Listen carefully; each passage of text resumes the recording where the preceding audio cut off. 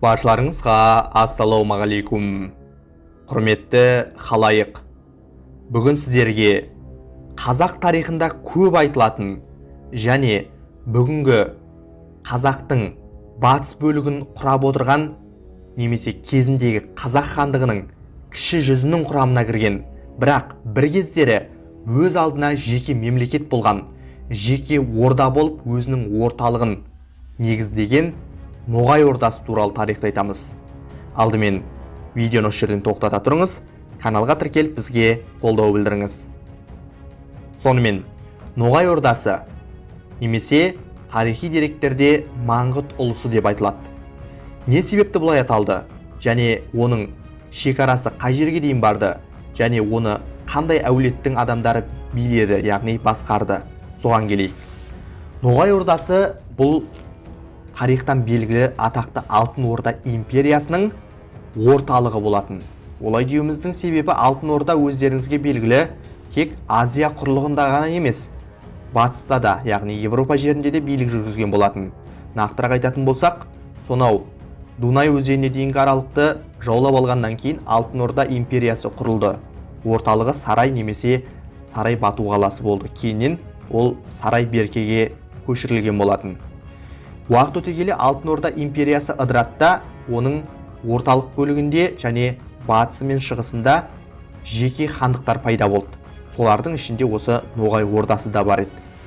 Негізі тарихтан білетіндей, Алтын Орда империясы ыдырағаннан кейін жеке тәуелсіздік алуға ұмтылған хандықтар, атап айтатын болсақ, Қырым хандығы, Қазан хандығы, Астрахан немесе Қажытархан хандығы.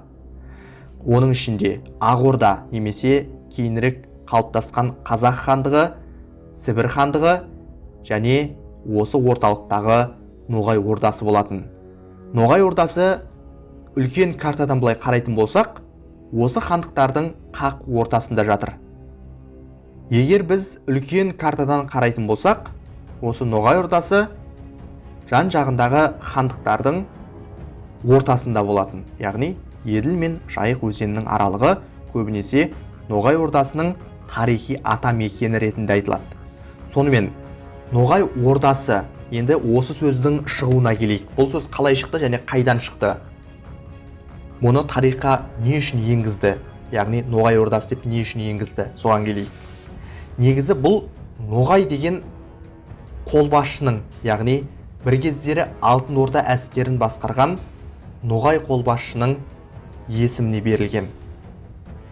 Негізі Ноғай ордасының аумағы ретінде біз Еділ мен Жайық өзенінің аралығын айтамыз. Бірақ бір кездері бұл аумақта Маңғыт дейтін халық мекен деген. Яғни мұны Маңғыт ұлысы немесе Ноғай ордасы деп атап кетті. Сонымен, Ноғай атауы осыған дейін орыс жылнамаларында 1479 жылы, ал кейіннен шығыс деректерінде шамамен 1500 жылдар айтыла бастады.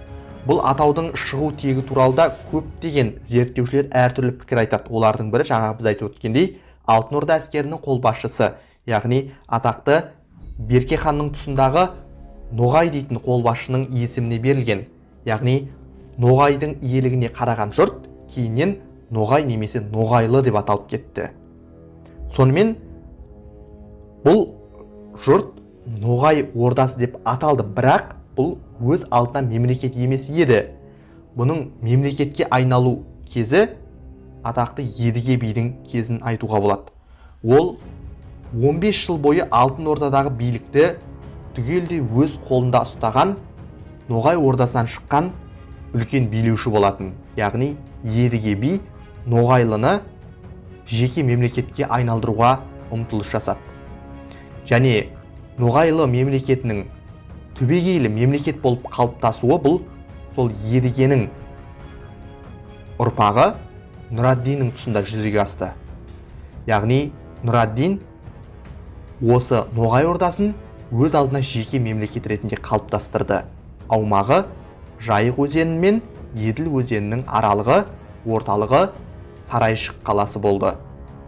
Сонымен Ноғай ордасының басшысы ретінде Нұраддин хан деген атақты иелене алмады. Себебі Шыңғыс ханның ұрпағы емес еді. Яғни ноғайлыдан шыққан барлық әмірлер, билеушілердің барлығы Шыңғыс ханның ұрпағы болмағандықтан өздерін хан деп жариялай алмады.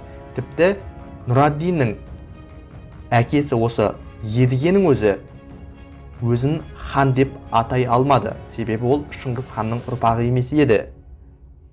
Сонымен қатар Ноғайлы мемлекеті өз алдына бөлініп шыққаннан кейін де, осы Нұраддиннің тұсында да, одан кейін де ешбір ноғайдың билеушісі өзін хан сайлай алмады, немесе хан деп атай алмады. Олар өздерін бектер бегі немесе әмір деп атады. Немесе осы ұлыстың басқарушысы деген лауазымды білдірді бұл. Сонымен қатар Ноғайлының өзі, біз жаңа айтып өткен тұтастай халықтың атауын берген осы Ноғай дейтін қолбасшының өзі хан деген атақты иеленбеген еді. Одан кейін Алтын Орданың ішінде өзара соғыстар жүріп жатты, және Алтын Орда хандары тіпті бір кездері осы Ноғай дейтін қолбасшының билігімен жүріп тұрды деп айтуға да болады, бірақ Ноғай өзін хан сайлай алмады. Ол тек Алтын Орда тағына отыратын адамды өзі қою арқылы билігін жүргізіп отырды. Және оның кейінгі ұрпақтарының барлығы да осындай би немесе мырза деген сөз көбірек айтылады. Мысалы, Едіге би, Уақас би, Мұса мырза немесе Мұса би, Жаңбыршы би деген сияқты осындай билеушілері болған тарихта. Сонымен Ноғай ордасының құрамына кірген тайпаларды айтып көрейік. Бұлар Қоңыраттар, Маңғыттар, яғни Маңғыт деген Маңғыт ұлысы, себебі осы Ноғай ордасында ең көп саны көп халық бұл Маңғыттар болған. Бұл батыс өңірде мекендеген халық. Оны Маңғыт ұлысы деп аталуының бір себебі орданың ішінде осы Маңғыттардың саны көп болған. Сонымен қатар Алшындар, Жалайырлар, Қаңлылар, Керейлер, Қыпшақ, Найман, Арғын, Тама осындай Қазақ хандығының бір кездері құрамына кірген тайпалар осы Ноғай ордасында да болған еді. Енді Ноғай ордасының шекарасын біз Жайық пен Еділдің аралығы дедік, бірақ оның күшейген кезінде, яғни Ноғай ордасының гүлденген уақытында оның шекарасы сонау Дон өзеніне дейін немесе Тана өзені деп айтылады көбінесе шығыс деректерінде.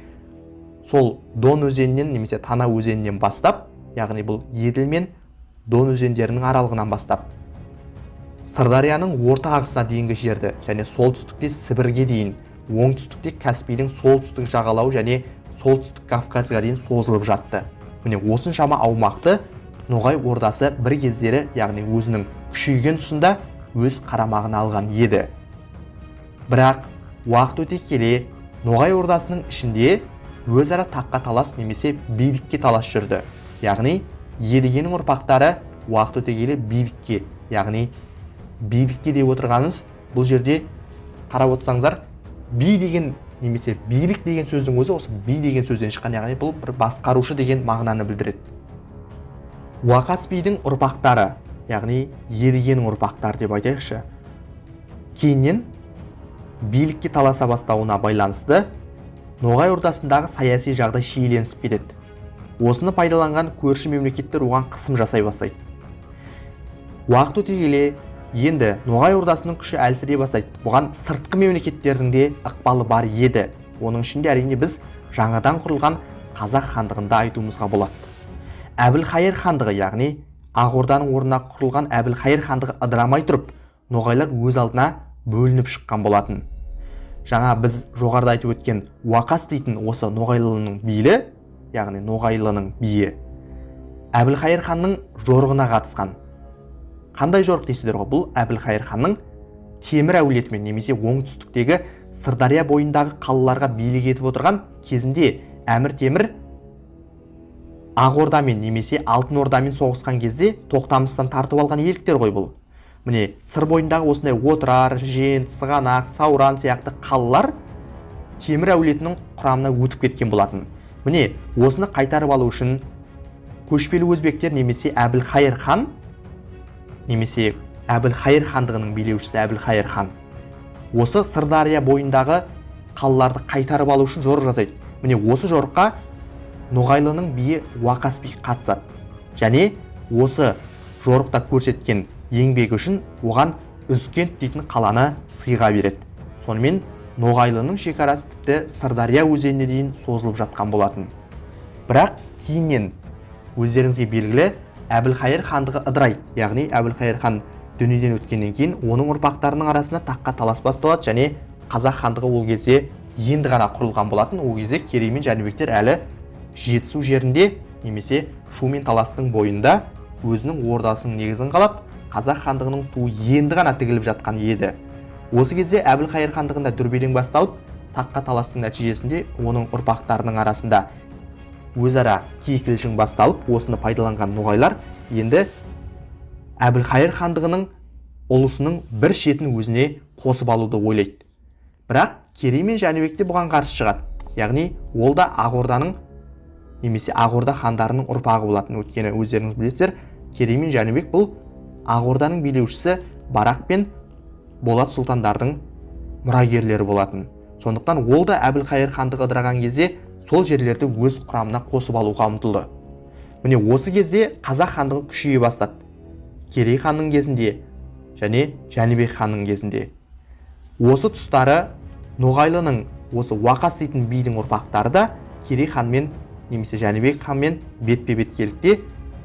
Мұса дейтін мырза немесе Уақас бидің ұрпағы Жәнібектің билігін мойындап, одан яғни Жәнібек ханнан Беклербек немесе осындай әскери лауазым алған болатын, яғни бағынышты екенін мойындап. Ал қазақ хандығы одан әрі күшейе түскен кезде немесе Қасым ханның кезінде Ноғай ордасының бір бөлігі қазақ хандығына қарады және біз басында айтып өткен Сарайшық дейтін қала енді қазақтардың құрамына қосылды және астанасына айналды. Онда Қасым хан билік етті. Қасым хан осы Сарайшық қаласына дүниеден өткен болатын және сонда жерленген болатын. Осы Қасым ханның кезінде Ноғайлының биі Шейх Мамай дейтін биі бар. Ноғайлының ең атақты билерінің бірі.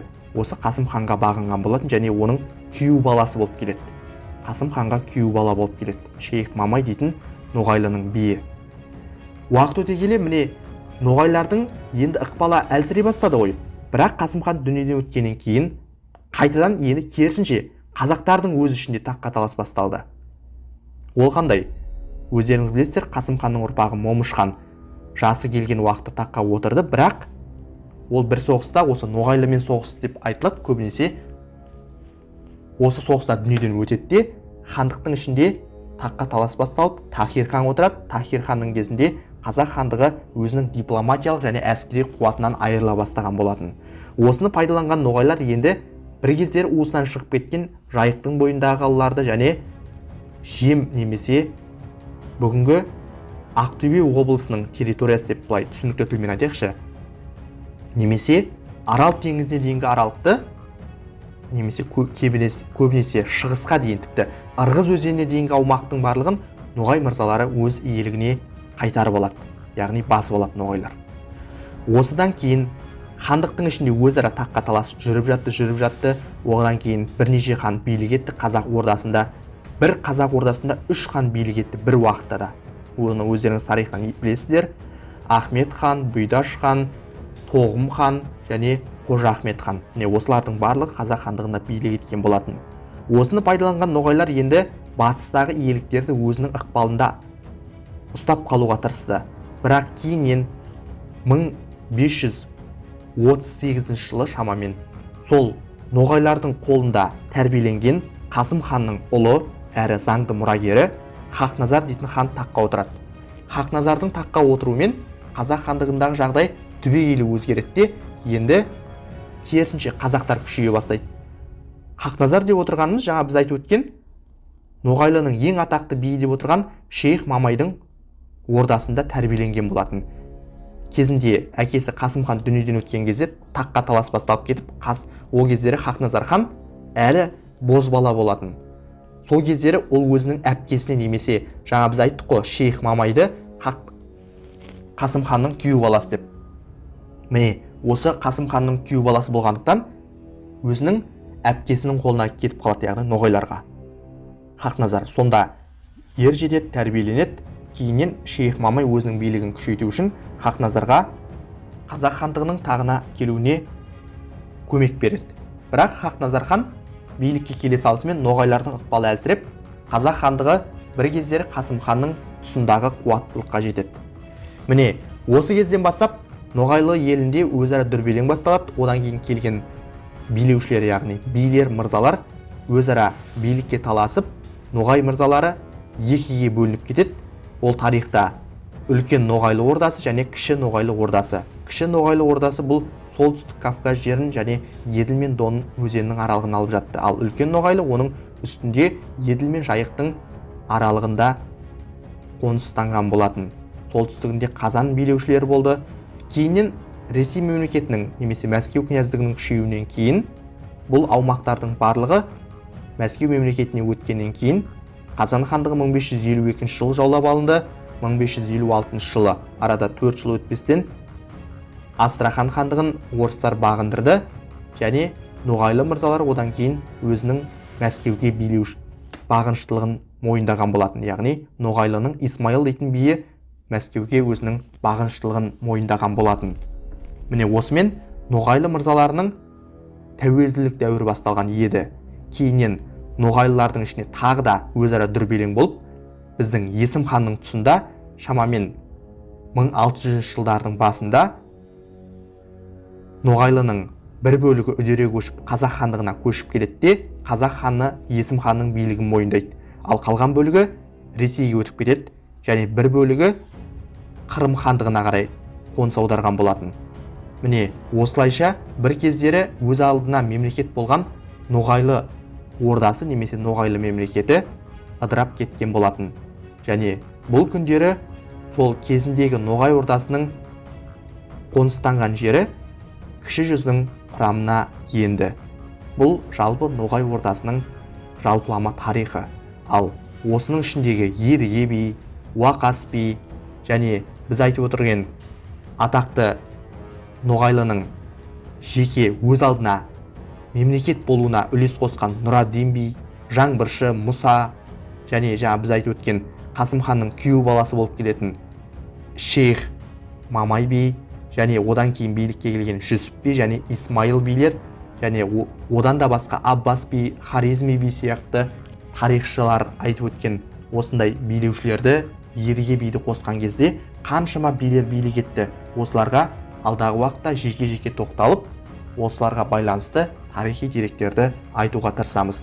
Ал бұл жолы сіздерге жалпылама түрдегі ноғай ордасы кім және ол қалай билік етті, онда кімдер билік етті, сол туралы тарих айтқан болатынбыз. Құрметті қалайық, егер видео сізге ұнаса, каналға тіркеліп бұл видеоны өз таныстарыңызға таратып жіберіңіз.